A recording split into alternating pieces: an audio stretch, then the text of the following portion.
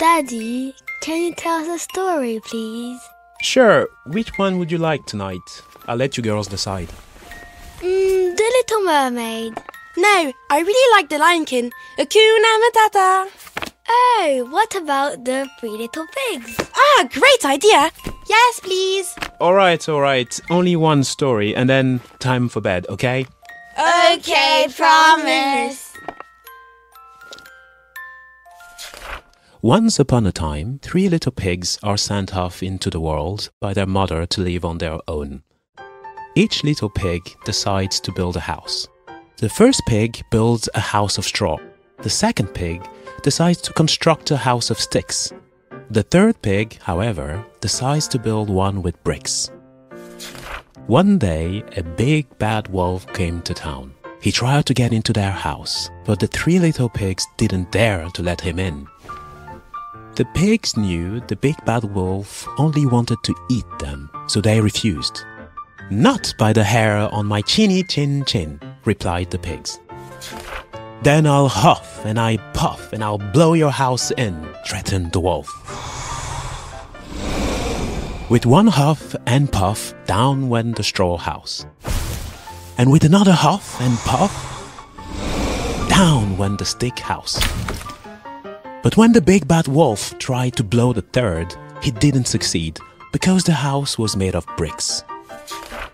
After failing to blow down the brick house, Mr. Wolf decided to enter through the chimney and fell into a large pot of hot water.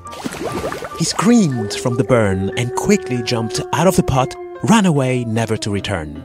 The 3 pigs are saved. So, what's the moral of the story? Well, hard work pays off in the end. You see, the first 2 pigs were unwilling to work hard and chose an easier way to build their houses. But these houses couldn't protect them in the face of danger. But the third pig, who didn't shy away from hard work, made a solid house that could protect him and his brothers in the end. Now, time to go to bed. Good night.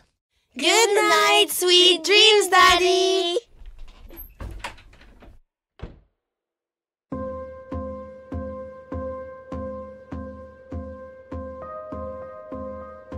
Welcome to 2050 Investors, the podcast that deciphers economic and market megatrends to meet tomorrow's challenges. I'm Kokou Agbo-Bloua. I head up economics, cross-asset and quant research at Société Générale. In this episode of 2050 Investors, we venture into the domain of bricks, straw and sticks. And no, I'm not just talking about the 3 little pigs. We are diving deep into the future of housing, an industry that accounts for 39% of global energy-related carbon emissions, according to the World Green Building Council. How have houses evolved over time, and how can we decarbonize the 2.2 billion houses in the world today? As the physical effects of climate change intensify every year, more frequent and intense floods, heat waves, and forest fires, can we make housing more sustainable, sturdy, and affordable to meet the needs of over 10 billion people on Earth by 2050. And stay tuned till the end of the episode as Ben Richford, co-head of real estate sector research at Société Générale, will share some insights on the actions taken by companies in his sector to transition to net zero, as well as tips on where to live in 2050 if you don't want to end up submerged by rising waters. Let's start our investigation. Ah, the 3 little pigs, the original house hunters. Ha! I've never looked at it from this angle, Siri. This story illustrates how far humanity has progressed in the art of building. Across civilizations, from caves to penthouses, we've tried to build more sturdy homes to protect ourselves from wild animals, natural disasters, and a changing climate. Shelter is one of the fundamental needs for every human being, along with food and clothing. Think Maslow's hierarchy of needs.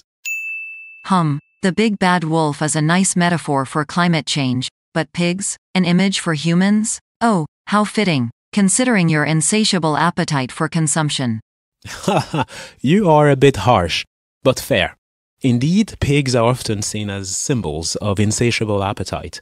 And human consumption is out of control. Take the food industry, for instance. As discussed in the Tale of Two Futures episode, global average meat consumption today is over 40 kilograms per person per year. Rich countries, meanwhile, average close to 100 kilograms.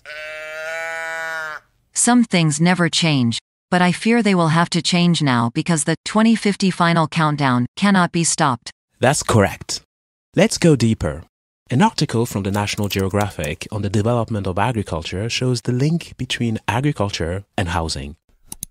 The article noted that agriculture appeared around 12,000 years ago, and it changed the way humans lived. We evolved from a nomadic hunter-gatherer lifestyle to living in permanent settlements centered around farming. This was a game changer for our species and contributed to the future development of cities and larger settlements. Thanks to a stable climate. This is also very true. It allowed humans to develop their architectural prowess, from mud huts to wooden shanties, from towering skyscrapers to underground bunkers. I'd like to dig more into that. Maybe I can find a book at the library that will sum up the evolution of housing over time. I have a better idea. Why don't we simply go and visit real houses? You mean house hunting or archaeology? A bit of both. Let's take a journey through the history of housing. I'd love that. What about a virtual tour of the British Museum, traveling through history thanks to the power of arts and paintings? Wow, you're inspired this morning, Kokou. Okay, let me check the museum collection online and put together a series of artworks that sum up key milestones in the evolution of housing. Yes, please. Birds live in nests, bees in beehives, monkeys in trees, but we humans have made a lot of changes to our houses over the past few thousand years. Okay, we are ready to go. Let's see what you found. We're starting with the Africa Gallery. There are several artifacts on display from the Stone Age to the Neolithic Age. Animal bones, cups, ancient cutting tools. During the Paleolithic Age, about 25,000 years ago, humans lived under trees and sought refuge in natural caves. Then, fast forward 10,000 years later, in the Neolithic Age came the dawn of agriculture and farming. Humans started to build shelters using grass and wood to make tents and huts. Now, let's move to the Egyptian Sculpture Gallery. It covers a period of over 3,000 years. We see the Rosetta Stone, sarcophagus of Egyptian pharaohs, and many statues, from King Ramses to limestone lists of Egyptian rulers. Around 3100 BC, the ancient Egyptians used sun-dried blocks to make flat-topped houses. Pyramids were only for religious purposes and the afterlife. The Assyrians, in the next couple of rooms, then improved the concept 600 years later and discovered that baking bricks in the fire could make them harder and enhance their durability. Then we have the Greek and Roman sculpture section. In southern Europe, the ancient Greeks made some improvements and lived in well-made stone houses with slanted roofs. The Romans further improved the technique and developed the concept of central heating for protection during cold weather. The ingenuity and architectural prowess in southern Europe were quite impressive. The famous paintings called Ancient Rome by Italian artist Giovanni Paolo Panini, produced in the 1750s, depict many of the most significant architectural sites and sculptures from ancient Rome, such as the Colosseum, the Pantheon, the Farnese Hercules, and the Borghese Gladiator. A little further is the department dedicated to China and South Asia. In terms of housing, the Chinese use sun-dried clay bricks, timber frame, and decorative roof, then moved to stone and bricks. Closer to us, during the early industrial period, came a new age. Mass production, use of the steam engine, and large-scale availability of iron became common. Iron beams started being used for supporting the entire structure. Today, our landscape showcases more elaborate houses, complex buildings, and towering skyscrapers. Their frames are strengthened by the increasing use of steel, reinforced concrete, and glass. The focus transcends mere durability and robustness. Instead, houses must also offer comfort and a luxurious environment to their residents. No need to look at sculptures or paintings. We simply need to look through the windows. That was a fascinating tour. I wonder if the future will bring us Blade Runner cityscapes. Maybe. In your little nice story, you forgot to mention that you chopped many forests, mined mountains, and heated your homes by burning large quantities of fossil fuels. You're right. With the rise of civilizations came urbanization and soil sealing. Overcrowding became the norm in many areas, leading to the noisy and polluting concrete jungles we see today. However, homes, no matter how sturdy, were never truly prepared for the changing climate. So, what do we do now? Well, there needs to be a more sustainable approach to reducing emissions, while building resilience and adaptability. We're talking about homes that not only withstand nature's wrath, but also blend with it. We also need sustainable, eco-friendly materials. An article from arcdaily.com caught my attention. It talks about the possibility of growing cement. The method, inspired by nature, uses microalgae that can be found in lakes, rivers, oceans, and fish ponds. The microalgae are placed in water-filled bioreactors and exposed to light-emitting diodes to produce chlorophyll. Enriched with the natural elements and essential nutrients, the water aids the creation of calcium carbonate. Apparently, when mixed with gravel, the biocement makes a zero-carbon bioconcrete with mechanical, physical, and thermal traits similar to or better than cement-based concrete. Really? Yes, and there is more. Another article from CNN.com entitled Green Buildings, 18 Examples of Sustainable Architecture Around the World provides some amazing case studies. Take for instance this apartment building located in One Central Park in Sydney, Australia. Near the building's base, a park ascends through the structure with a variety of Australian plants and flowers from 250 species fully adorning the entire building structure. Not only does the building look appealing and pleasant, but it also provides shading, thus reinforcing its defining characteristics. So no more huffing and puffing from the wolf, eh? Precisely. But beyond materials, there is also a need to rethink energy consumption. Solar roofing tiles, wind turbines, and heat pumps all need to integrate nature into the design to lower a home's carbon footprint drastically. A good report on how to make housing policy more efficient and sustainable is the Organization for Economic Cooperation and Development's horizontal project on housing. On its website, the OECD says the project aims to ensure that infrastructure achieves its economic, environmental, social, and development goals and tackle new obstacles and concerns in planning, investing, and funding infrastructure projects. It's like we're going full circle, back to nature. And that's only individual homes, Siri.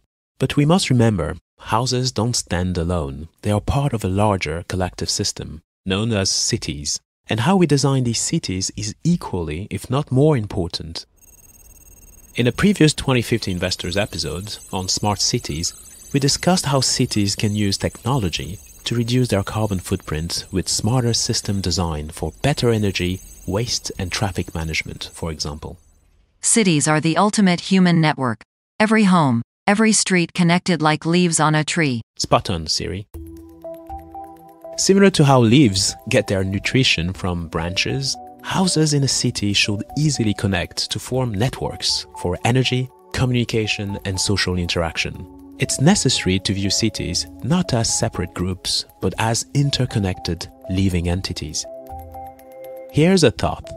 What if houses weren't just static structures, but more like living organisms? Imagine homes evolving by a sort of natural selection of efficiency. Just as organisms adapt to their environment, our homes too could become more attuned to their surroundings. Evolutionary architecture. Now that's a concept, but then there's the issue of who gets to live in the fittest houses. How do we tackle social class and inequality in housing? That's a good point, Siri.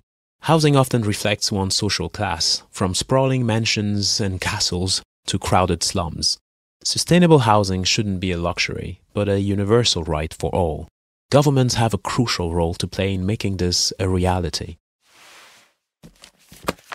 The UK government published a 172-page report called Building for 2050, Low-Cost and Low-Carbon Homes, tackling this exact topic.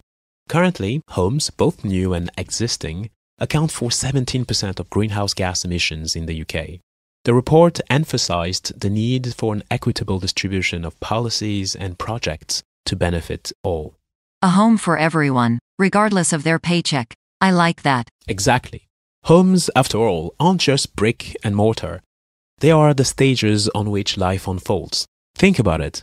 The joyful noise of kids playing, parents watching their children grow, age, and then eventually becoming parents themselves. From cradle to grave, houses bear witness to the passage of time. Generations come and go, but these walls, they hold memories. And often, the final days for many are spent in retirement homes, recalling those moments of joy, love, and even sorrow. Sustainable housing, particularly the return to multi-generational living, could offer a solution. Imagine grandparents sharing tales with grandchildren under the same roof, instilling values and ensuring the continuity of family traditions.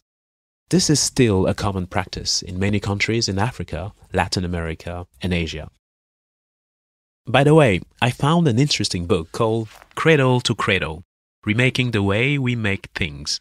In it, architect William McDonough and chemist Michael Brongard call for a radical change in industry and to move away from the cradle-to-grave mindset. It advocates the reduce, reuse and recycle methods, which are an important and required framework of circular economy in our lifestyles and our cities. This is all nice and fun, but with rising population and decreasing space, how will we house 2 billion more people by 2050? Well, this fascinating TED Talks episode entitled A Vision of Sustainable Housing for All of Humanity by Vishaan Chakrabarti sheds some light. So we have a paradox. How do we house all of these people? How do we build urban, carbon-negative housing in a means that's technologically attainable and broadly affordable, and do that today? Because I'm tired of talking about 2050. Vishaan is a prominent figure in urban planning and architecture who champions the cause of sustainable, dense, and equitable urban development. He makes the case for urban density as a solution because dense urban areas can be more energy efficient, environmentally friendly, and socially cohesive. By building upwards, not outwards, we can reduce urban sprawl, protect natural habitats, and curtail long commutes, decreasing our carbon footprint. Now, to get further insights on the future of housing, let's discuss what actions real estate companies are taking to make positive impact with Ben Richford, co-head of real estate sector research at Société Générale. Hi, Ben. Hi, Kokou. How are you doing? Very good. Thanks so much for joining the show. Thank you. I'm excited to be here. All right, I have a few questions for you on the future of housing. The first one is the following. Housing is clearly an essential part of human needs, but it does have a significant carbon footprint. Can you share with us some of the most credible initiatives to decarbonize that you've come across by the company you cover for both residential and commercial property? Absolutely happy to do so. Yeah, the built environment accounts for about 40% of carbon emissions globally. So it's not only a major contributor, but also a major source of potential solutions to the environmental emergency. And the carbon contribution can be broken down into three areas. Scope 1, which is the construction of the built environment. Scope 2, which comes from the operation of those buildings, think heating, cooling and lighting essentially. And then Scope 3, additional carbon that comes from the users of those buildings. Over the last decade or so, major landlords have become ever more sophisticated in the design and implementation of their ESG policies, focused primarily on the environmental aspect.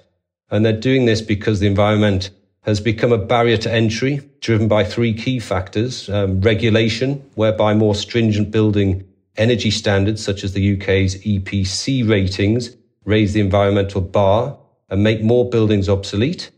Secondly, the financing, as green activities lead to cheaper cost of both debt and equity finance. And thirdly, the customer, which is increasingly demanding green buildings to fit their own ESG profile. And these are leading to higher rents and values for best-in-class buildings, a green premium, if you will, And from the listed landlords themselves, they're responding well with a host of green initiatives, including a complete overhaul of building construction with less ground-up greenfield development and more redevelopment, a change in the materials mix away from high-carbon materials like concrete and towards lower carbon alternatives such as timber, as well as increased recycling of building materials such as steel. Then they're also minimizing the ongoing resource drain to operate buildings, which includes improved monitoring and managing through smart buildings and homes, fitting more solar panels to reduce electricity demand from the grid, and on-site rainwater retention and refinement, switching to LED lighting on timers, etc. Well, this is quite impressive. What, and more particularly, how can the sector adapt to the physical effects of climate change? I'm thinking, all the news around floods and heat waves. Are there ways to make housing more adaptable to the changes with climate? Well, save for caravans, real estate isn't so easy to pick up and move. So in the short term, the sector can't adapt easily. But when people are forced to move due to nature, they will demand new real estate in new places, and the sector can respond through development. In the meantime, innovation and technology can help make buildings more resilient to natural disasters through building in, for example, shock absorption into building foundations, or flood barriers to help with that situation. Another key impact will be higher insurance premiums, of course, as more buildings become susceptible to the risk of damage. Another question is really around the future. What will housing look like in 2050? Any tips on places that will be popular and those one should definitely avoid? At a global level, the forecast population growth from 8 billion today to 10 billion by 2050, and migration is going to require a material expansion of the built environment, including housing. And despite the disruption brought about by the COVID pandemic, and enabled by technology, we would expect the urbanization megatrend to continue. So cities will get bigger. That in turn will lead to greater densification of cities, which will need to grow vertically. So more tall buildings in ever bigger cities is the likely outcome. Well, that's fascinating because we did do some research and it clearly shows that vertical expansion is better than horizontal expansion to limit the sprawl of cities and then the carbon footprint and the impact on biodiversity. So it's interesting that you also make a similar point. So you talked about Scope 1, Scope 2 and Scope 3 emissions. How far along are we in terms of really understanding the carbon footprint of housing across the whole value chain? Well, if you were to open an annual sustainability PDF from a listed landlord, you would see some very thorough analysis that goes over many hundreds of pages in some cases and measures carbon footprint that's currently in place across these three phases and company targets, usually quite specific, time related, for the reduction, and they're generally quite ambitious. And typically that ends with a net zero ambition for carbon intensity and carbon contribution by a fixed date, 2050 or earlier in some cases. Whether that includes Scope 1, 2 and 3, that's not the case for all landlords at the moment. That's rare, but certainly over Scopes 1 and 2, which are seen as being areas that the companies control. So that's currently where they're at. And Scope 3 is the sort of the dream which a few companies are looking to control, measure and reduce the impact on of their end customer as well. Very interesting. At least some progress is being made. A last question for me is really around housing and its social aspect. Clearly, housing is at the crossroads of the green and social aspect of the transition. So retrofitting energy inefficient buildings bear a cost that not everyone can afford, clearly. And the government can participate, but it's unlikely to be able to bear the full cost. However, it's also an important lever for social improvement in terms of health and well-being.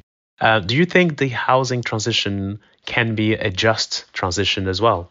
Well, it's more likely that economics rather than morals drive the change. It's the invisible hand that drives real estate markets, with perhaps regulation as a bridge between the two. So when obsolete office buildings, for example, in secondary submarkets can't meet environmental standards or attract tenants, then their values will drop to a level that encourages a developer to repurpose that site for alternative use. And this can include housing. So I think it's economics as much as the morals that will lead to change. Yeah, very interesting point. The power of economics over policies. This has been quite fascinating, Ben. Thanks so much for your time and your insights. Thank you so much. Have a good day. You too. Take care. To conclude this episode, I'll have Siri share a final thought. Well, maybe, just maybe, if you start treating Earth as your home, you won't need to worry about the big bad wolf anymore. Perfectly put, Siri. And on that note, let's remember the words of Dutch physicist and astronaut Wubbo Ockels. There is only one Earth, and there is no spare. Daddy, I have a better quote. It's from Dorothy and the Wizard of Oz. There is no place like home. Hey, that was my line! Thank you for listening to this episode of 2050 Investors, and thanks to Ben Richford for his insight. Special thanks to my daughters for their remarkable performance. I hope this episode has helped you get a better sense of why our housing needs to adapt to meet the challenges of climate change. You can find the show on your regular streaming apps. If you enjoyed the show, help us spread the word. Please take a minute to subscribe, review, and rate it on Apple Podcasts.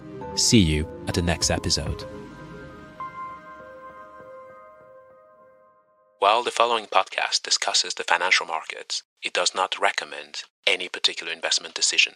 If you are unsure of the merits of any investment decision, please seek professional advice.